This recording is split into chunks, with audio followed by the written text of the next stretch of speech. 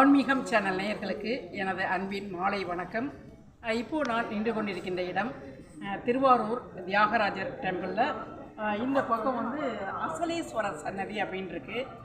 அந்த சன்னதியில் உள்ள சிவபெருமான் இருக்காரு. இங்கே தனி கொடிமரம் கொண்டு தனி சன்னதியாக இருக்கிறது. இதில் என்ன சிறப்பு அப்படின்னா, நமிநந்தி அடிகளார் நீரால் விளக்கிட்ட ஒரு ஸ்தலம். நமிநந்தி அடிகளார் இந்த திருவாரூர்லேருந்து 7 கிலோமீட்டர் தொலைவில் அவருடைய சொந்த ஊர் இருந்தது. எப்பொழுதும் அந்த காலத்தில் இந்த வண்டியில், மாட்டு வண்டியில் எண்ணெய் கொண்டுட்டு தீபம் ஏற்றுவதற்காக ரெகுலராக வந்துட்டுருப்பார். இவர் ரெகுலராக வந்துட்டு இருந்ததை சோதிப்பதற்காக சிவபெருமானினுடைய திருவிளையாடல் அந்த வண்டி கவிழ்ந்து அந்த எண்ணெய் பூராவும் கீழே சிந்திவிட்டது.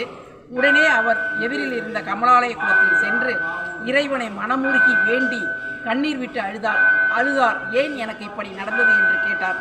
அப்பொழுது காட்சி கொடுத்த சிவபெருமான், நீ இந்த நீரை எடுத்துக்கொண்டே தீபம் ஏற்று, அது எண்ணெய் போன்று எரியும் என்று அவருக்கு உள்மனதில் சிவபெருமான் காட்சி கொடுத்து கூறியதால் அப்படியே செய்தார்.